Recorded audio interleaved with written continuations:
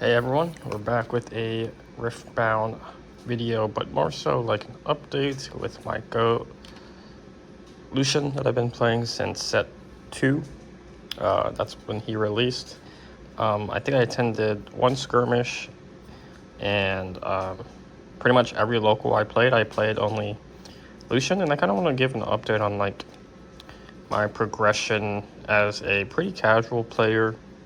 Would go to a best of 1 Nexus night and gradually going into more competitive events that skirmishes and other Nexus nights. And if you don't know what Nexus nights are, they're your local events where it's pretty casual, but there's still like prizing on the line, and LGS's local game stores can structure them in a way that make it more casual or somewhat competitive. So I went to one that was best of 1, like I said, but then I started to branch out into those LGSs that were bringing in like the best of the best, just for some good experience, and playing the best of 3 format, kind of experiencing Riftbound in that competitive setting. So I was playing Lucian.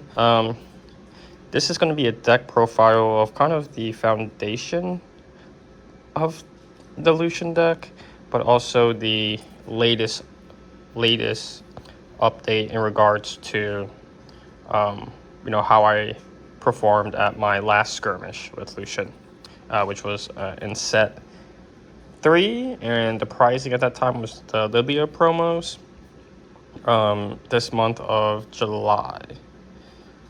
So we're running with this Lucian here. We got a glare. Weapon Master. The first of my conquer return ready me, that is a chosen champion. The other one is not really playable. Of course, the legend. We'll go ahead and get into the deck profile. First, start with my 2 drops. 3 Faithful. This was in addition in set 3. This card wins you games, like on the spot. If you play this on curve, you're probably reading this. It's a 2-for-1, but it says here, when I move to a battlefield, you may move an enemy unit to that battlefield. So it's charm on a unit. Turn 1, you play a Faithfolk. Your next turn, ready Faithfolk. If you have an equipment, that's a 2-drop. You play the equipment, swing into a battlefield, and it's going to be +2 from that equipment, like a Doran's Blade or Longsword, but also that assault bonus kicks in from Lucian, because he reads every equipment you have on a unit, gives you that +1. So Faithful moves into a battlefield at 4 might and will usually take out any unit that your opponent develops. Pretty much says, hey, don't develop. And if you do develop on your turn, I probably have an answer to it. Or you bluff and you don't have an equipment, but you play it anyways and they don't develop. This card is broken. Be careful against purple and blue. They're holding up 1 mana, of course. And it's a Ravenbloom student, because you walk in, you're at 4 might, Ravenbloom's at 2. They have 1 mana up.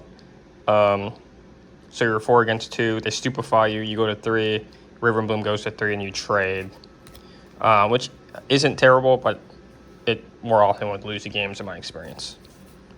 Okay. We have 3 Gem Jammers, give a unit ganking. We're kind of going more into why that's good because of the bread and butter of our equipment that we're utilizing the most. We have one of Rearguard. This was Inferna. Shout out to Charles, the best of Lucian, and his deck list, which I believe was in Vancouver. We've been talking about it, but he likes Inferna. I like Rearguard. I think that Accelerate is just really valuable. It's also just another 2-drop that we want to play. A 2 might for 2 runes is just on rate. Is fine, but the flexibility of that sneaky last point, or if you drop this later in the game, it's gonna find some impact. Those are my 2-drop units. Probably put them up there. Then we have going to the 3 drops. We have 2 First Mate, ready unit, standard body unit. A new addition that I think was very helpful was Kinku Initiate. Says when you play me, draw 1 of your other units, have a total might 5 or more. So if you play a Lucian, he has Weapon Master, and then equip something He'll be at 5 might. You just play a Kinko Initiate. You develop body, you draw. Pretty solid. Both are at the 2 of because it can be clunky. If you're on like 3 first mates, you have nothing to enable its effect. Playing a 3 for 3 just doesn't feel that good. Same thing with Initiate. I used to have like first mates at 3, Initiate at 3, but no, we're 40 cards in our deck, and we need to be pretty picky with what we include. Okay.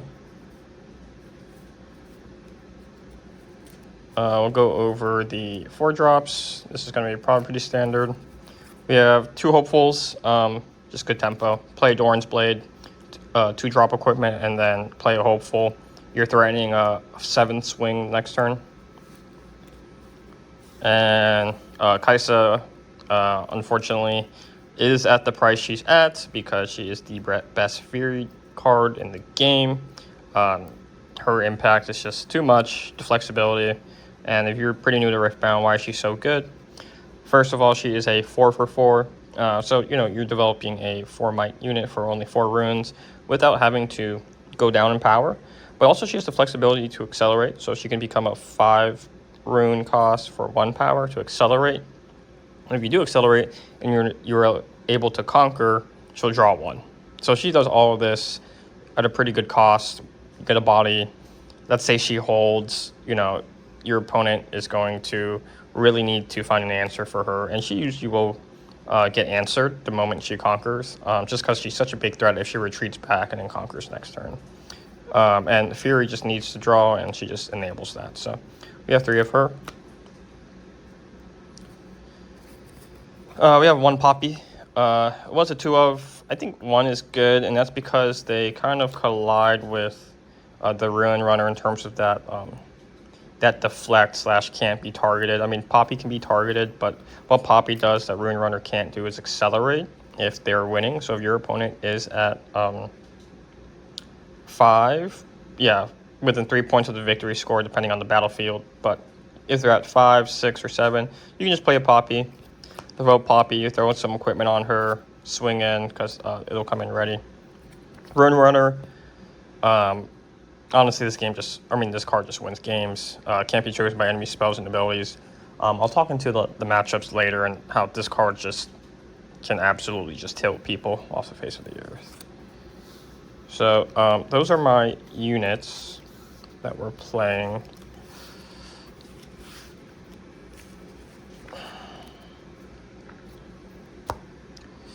Let's go into the cards that Lucian has to play. So we have Doran's Blade. This is just a solid 2 for 2 equipment. Swinging with it, you're +3 due to his ability. Doesn't cost the power to play it.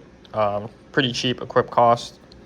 So Longsword is a really neat one. It is a Doran's Blade with a power cost to it, but the thing about this is that it's reaction speed, so you can really outplay your opponent if they're going to Falling Star, right? If they Falling Star my Lucian in the first mate, I have 2 mana, 2 runes up. I'll tap 2, play a Longsword at reaction speed, equip my Lucian. So the Falling Star will do 3 damage to Lucian, but he'll live because at reaction speed, this makes him at 5, so he'll have 3 damage ticked on him. So Longsword is good into like Singularity, Falling Star, just a good combat trick. You swing in for 3. You can even go on Cheeky Hold for +2. So yeah.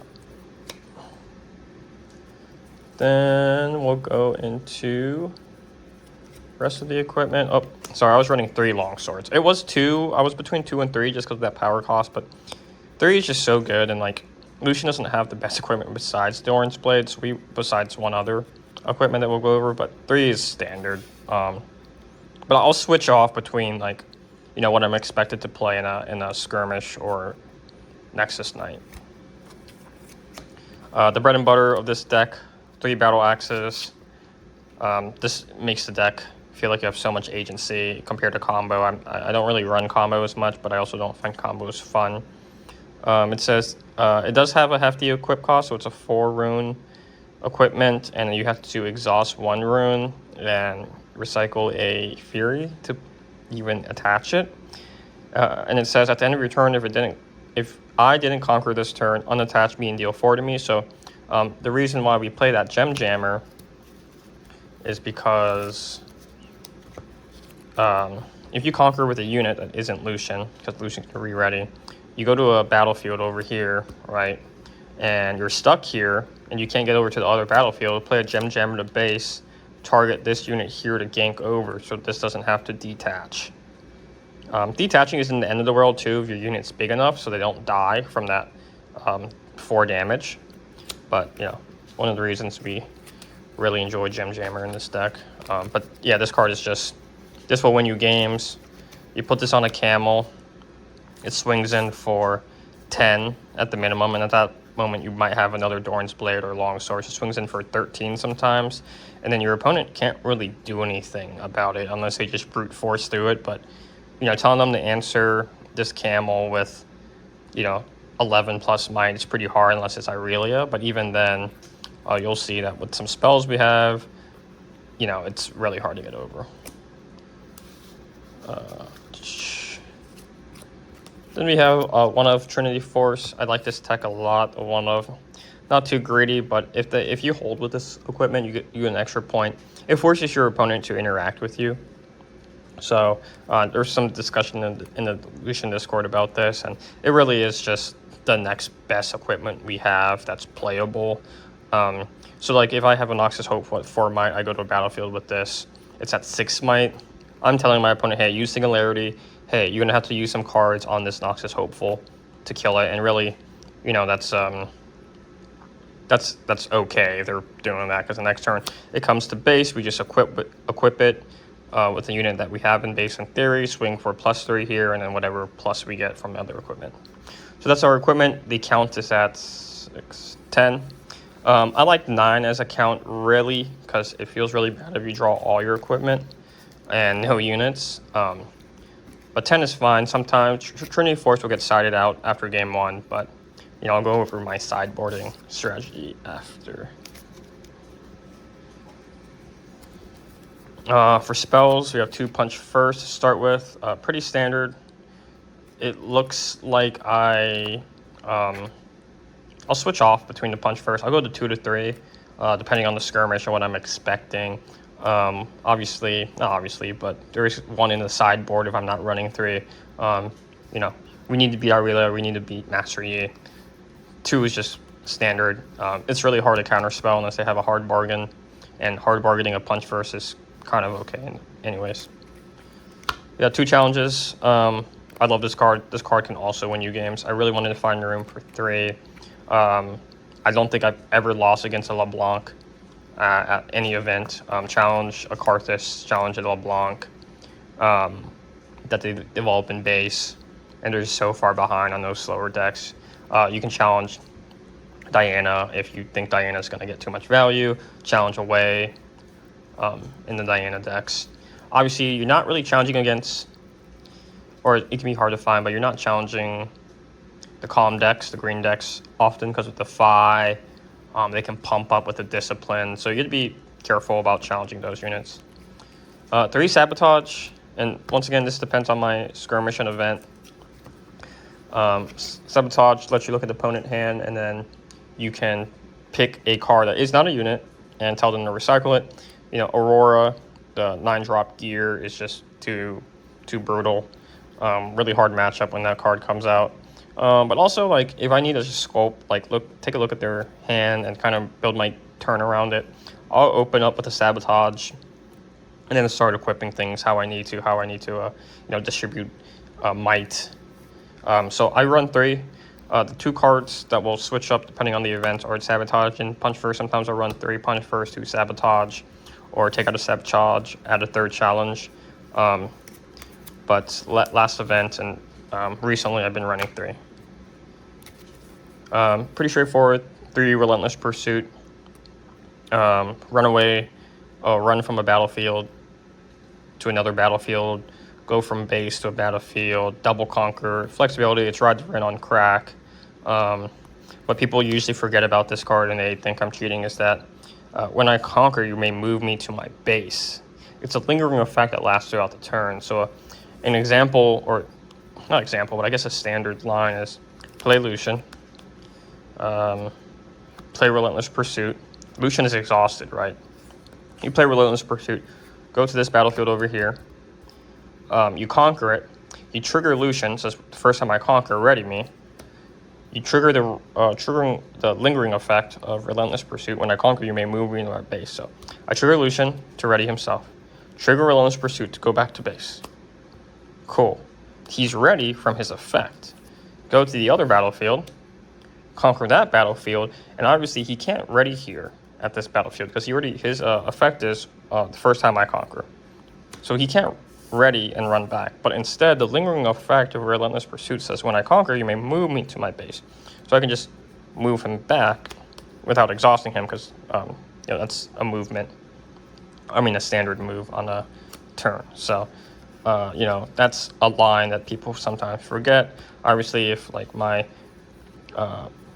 Ruin Runner is ready, next turn on that turn I'll play Relentless Pursuit, and Ruin Runner will go here, conquer, move back, then use the exhaust for movement and conquer, and either hold or come back. So people forget about that often.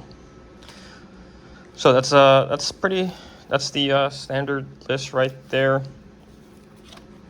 in terms of spells and units and equipment. We'll go over my rune count. I go 7 orange, and then 5 red.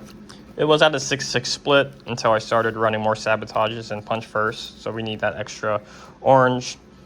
This bites me in the butt post sideboard sometimes, and I'll go over that real fast.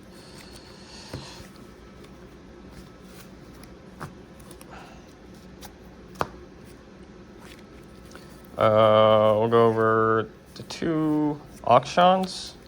That is Gear Hate. This card just wins matchups against Fiora too. Fiora is still played quite heavily around my area too. We're already pretty favored into Fiora, but also we can steal. And Aurora, I actually like throwing Auction in against yellow decks sometimes because I just want more bodies if they're control-ish decks at times. So, I might take out a punch first, add in an Auction, because if they're, Victor, they're playing small units to conquer. So we get 2 Auction, 1 punch first to fill out that third one if we need it. 2 Falling Star for removal. Honestly, I'm not... It's helped a good bit, but I just think that going down to 1 Falling Star and adding a challenge would be better to play a third challenge. I prefer challenge when it comes to base removal. I really am using Falling Star for base removal. 1 Forerunner. This is just the better card. Well, I don't know about better, but against yellow decks, yellow-green, like Azir, you go for a hold. They have to put in resources to kill it, and you just swing back with 6 might again because you're playing 2 mech tokens to base. But honestly, I don't recall playing it too often, so this is pretty flexible in regards to like slotting it out. Ruin Runner, against like Diana or any purple deck, it's just a third Ruin Runner that gets sided in. Forerunner will never go against purple decks just because it can get bounced back to hand, and you're just so behind. So I prefer Ruin Runner against purple chaos decks. 1 Repulse. I like this as a 1 of. Vex gets those early points on you, and then they're holding, and then they play back off. I believe it's a 3 rune stun card that can be hidden or played from hand. And, a good Repulse can kind of win you the game on the spot because decks like Vex have a hard time coming back into the game at times if you can break their hold. So I really like this as a 1 of. And it's a sideboard. 3, 4, 5, 6. 1, 2, 3, 7, 8. It's a sideboard. I'll go over my battlefields. Center battlefields. Game 1, we go Zons. Candlelit was an option, but Zons, you want to pick this going first. Big reason was because Game 2, Game 3, if you pick Zons, your opponent will sideboard cards in that will interrupt your game plan, and they're going to fish for those answers, and you don't want that to happen. So I like it game one. I can get a feel on that matchup on what I need to discard, what I need to draw to hit my win con. Oops. Second Temple. Pretty standard. Lucian with a D-Blade can come in here for 5. You can conquer it, run back, get your draw. We need draw. So, yep. If they're mighty, pay 1, draw 1. Forge of the Fluffed. This one is pretty interchangeable, but when you control a battlefield, legends have tap, attach an equipment you control to a unit you control. So it makes that equip cost free by tapping Lucian legend. So you just, tap this. He doesn't have a tap ability, so it's just like free. Bouncing around equipment is pretty fun, and you can kind of, for example, go here with Lucian, who has like 8 might from equipment, bounce an equipment off to give it to a unit in base, and then this unit can go in that turn if they're ready and take over that. So flexible in that regard. But yeah, some matchups that I'll go over. My last skirmish, actually I guess I'll start with the first skirmish that I kind of attended. That was like 26, 28 people. That was rough for me. No way making top cut. I lost against a Vex. I lost against a Lilia. And then I lost, I think, against another Vex. And that was just rough. So I went back. I changed up my deck a little bit. The best of lists were coming up. Went to another skirmish. Did much better there. I went 3-2, I think. Yeah, I went 3-2. I beat a Kha'Zix. I beat a Fiora. And then I beat, I beat a Vex. Kha'Zix, Vex, Fiora. I beat them. Then I played a Lilia, and I misplayed very heavily by not equipping something because I was playing too fast, and my opponent did not let me take it back. So I traded into their Watcher, and I couldn't win on that turn after that trade. I could have if, I equipped one more equipment on that unit. Lost against a Lilia in that skirmish, and then the next round I lost against a Volibear. Spoiler alert, I have not won against a Volibear ever with this deck in person. Online, maybe, depending on the version they're playing. But it was just a mid-range value Volibear deck. Got completely destroyed. I think I can try to find a screenshot. I think he had like 40 might at one point on the battlefields and bases. And I thought I could maybe bubble in, but I think I got like 10th or 11th that event, so I did not get into top 8, which is the top cut to get the promos and to play the next 4 or 3 rounds. Okay, and then after that, I went ahead, changed up my deck a little bit more. That's when I was going in between the sabotages and the punch first, as well as the challenges and the 2 drops I want to play. I went ahead and played another skirmish, and I got, unfortunately, 9th. So I did not make top 8 there, but I played much better. I beat a Vex, I beat a Master Yi. Then I lost against the Master Yi. And then I lost against Volibear again. And then I won against a Kha'Zix. So I went 3-2, and I almost made top cut there. Very close. That was the closest. Then I went ahead and played another skirmish. And in that one, I thought it was for the Rengar promo. Instead, it was for the Lilia promo in June, when June you're supposed to get Rengar. But in that one, I think I played the best. This is the list I used. Like a 1-to-1. And I went ahead and I beat game 1. I beat Vex. So I really geared my deck towards a lot of Chaos decks. And kind of away from LeBlanc, because it used to be geared towards LeBlancs, and I never lost against LeBlancs. But in this skirmish, I went against Vex. I beat the Vex. Then game 2, I played a Pike, and I probably gonna link his Twitter. But it was a semi-pro CTCG Rossum. He got like second best Pike at several events. Very good player. Camel hater for sure. He's very nice. It was super awesome playing him. We did win that, and I was the only person to beat him that event. We went ahead, or I went ahead in the next game. I played a Irelia. I got deck checked. A deck check happens at skirmishes randomly, where the tournament organizers will take a look at your deck, because you have to submit a deck list on paper. This is saying what cards you're using, what your battlefields are, what your rune counts are, and what is in your deck box has to be a 1-to-1 to what is on that paper, which I did not know, because I had like I think an extra battlefield in there, but that wasn't sleeved, but it was still in my deck box. So when they were deck checking me, they told me to come over. They found the battlefield, and it was a warning. But the really big issue was that my deck list had 6 longswords. You could only have 3 copies of a card. And the 6 longswords would be illegal. They obviously know I don't have 6 because they look at my deck, and I had 3. What happened was I was writing on a piece of paper. I put 3 longsword, put down several cards in the counts I had for each card, and I put 3 longsword again.